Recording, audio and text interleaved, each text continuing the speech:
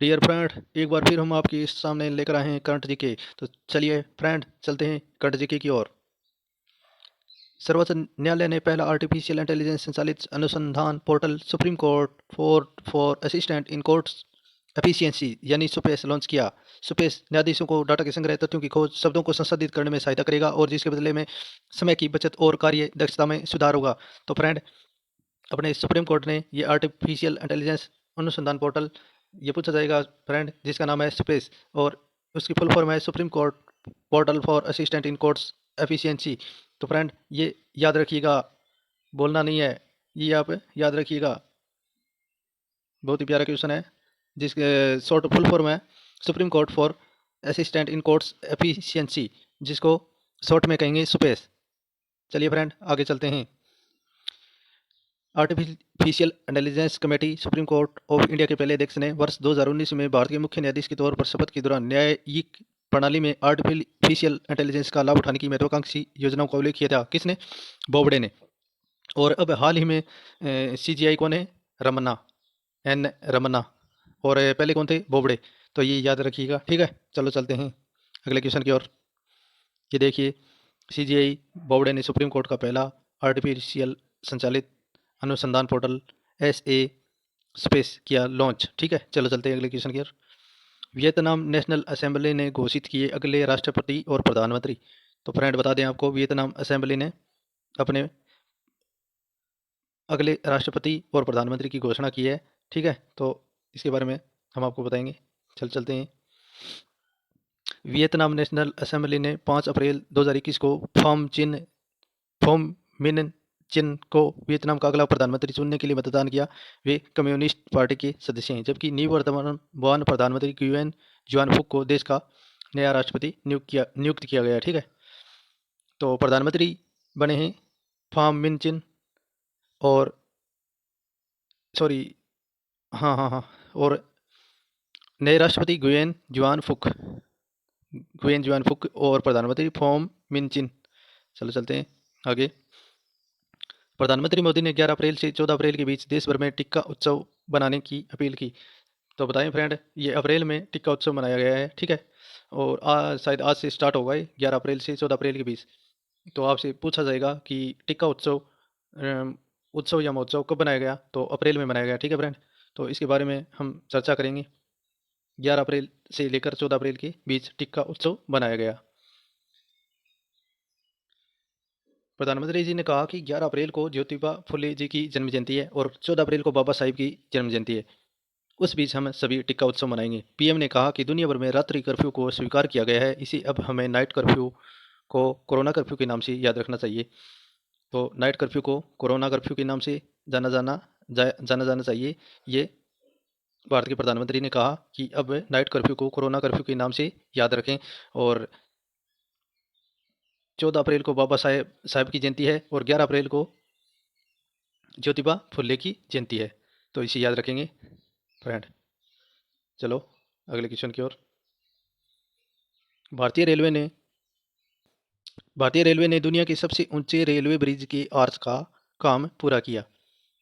तो भारतीय रेलवे ने ये रेलवे ब्रिज का आर्च का काम पूरा किया है फ्रेंड। ये देखिए, ये आर्च है, ये रेलवे ब्रिज का। लेकिन ये ब्रिज अभी पूर्ण रूप से तैयार नहीं हुआ है, इसका निर्माण कार्य जारी है। और ये दुनिया का सबसे ऊंचा आर्क ब्रिज होगा, ठीक है। इसके बारे में जानते हैं।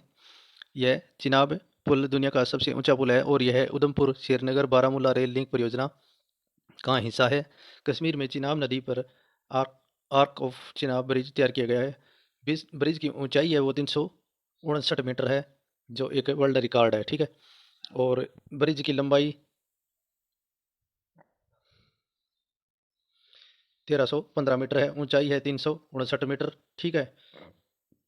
और यह दुनिया का सबसे ऊंचा है और यह चिनाब नदी पर बना है, ठीक है। और ब्रिज में 17 स्पेन और मुख्य आर्क स्पेन इतने मीटर के हैं, ठीक है। इसका निर्माण कोंकण रेलवे कॉरपोरेशन लिमिटेड के द्वारा किया जा रहा है, कोंकण रेलवे कॉरपोरेशन लिमिटेड के द्वारा। तो चलो फ्रेंड, अगले क्वेश्चन की ओर। कृषि मंत्री नरेंद्र सिंह तोमर ने देश में शहद मिशन को बढ़ावा देने के लिए मधु क्रांति पोर्टल और एनएएफईडी के हनी कॉर्नर का शुभारंभ किया। तो ये कृषि मंत्री हैं अपने तो इन्होंने ये पोर्टल लॉन्च किए हैं। इन पोर्टलों के बारे में जानते हैं, चलो चलते हैं। मधु क्रांति पोर्टल राष्ट्रीय मधुमक्खी पालन और हनी मिशन के तहत राष्ट्रीय मधुमक्खी बोर्ड की एक पहल है, जबकि शहद की बिक्री के लिए national agriculture cooperative marketing federation यानी NAFED NAFED का हनी कॉर्नर विशेष स्थान पर है और हनी मिशन के तहत राष्ट्रीय मधुमक्खी बोर्ड की पहल की है, ठीक है। जबकि शहद की बिक्री के लिए नेशनल एग्रीकल्चर कोऑपरेटिव नेफेड का हनी कॉर्नर, ये तो हनी के हनी की बिक्री के लिए एक कॉर्नर बनाया है जो हनी कॉर्नर नाम से है, जो नेफेड ने जारी किया है।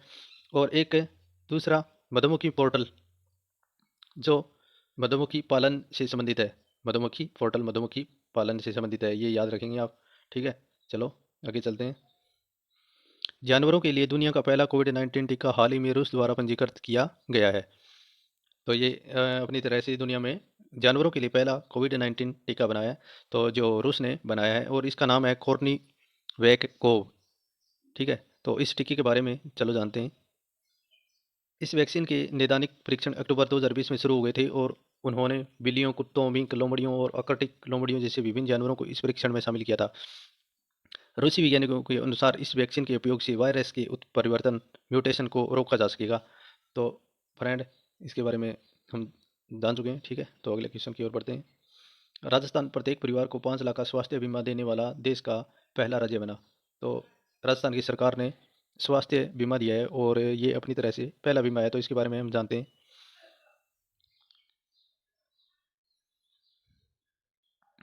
मुख्यमंत्री चिरंजीवी स्वास्थ्य बीमा योजना, इस बीमा योजना का नाम है मुख्यमंत्री चिरंजीवी स्वास्थ्य बीमा योजना। तो इस योजना में क्या है कि प्रत्येक परिवार को 5 लाख रुपए का स्वास्थ्य बीमा दिया जाएगा। और गहलोत ने कहा कि राजस्थान देश का पहला राज्य बन गया जहाँ प्रत्येक परिवार को हर साल 5 लाख रुपए का स्वास्थ्य बीमा मिलेगा। उन्होंने कहा कि इस योजना में सभी के लिए राज्य सरकार के कैशलेस उपचार के लिए पंजीकरण आज से शुरू हो गया है। तो ठीक है, इस योजना का नाम है मुख्यमंत्री चिरंजीवी स्वास्थ्य बीमा योजना। इस योजना के नाम को याद रखेंगे आप। चलो चलते हैं फ्रेंड आगे। पश्चिम मध्य रेलवे देश का पहला पूर्ण विद्युतीकृत जोन बना। तो पश्चिम मध्य रेलवे पहला विद्युतीकृत जोन बन गया है, ठीक है। इसके बारे में जानते हैं। राजस्थान के कोटा चित्तौड़गढ़ रेलखंड का विद्युतीकरण पूर्ण होने के साथ ही पश्चिम मध्य रेलवे देश का पहला पूर्ण विद्युतीकृत जोन बन गया है। दिसंबर 2023 तक रेल मंत्रालय का ब्रॉडगेज रेल नेटवर्क के 100% विद्युतीकरण का उद्देश्य है। तो 2023 तक ब्रॉडगेज लाइन का विद्युतीकरण हो जाएगा, ये आप भी याद रखेंगे, ठीक है। चलो फ्रेंड, आज इतना ही, दीजिए इजाज़त।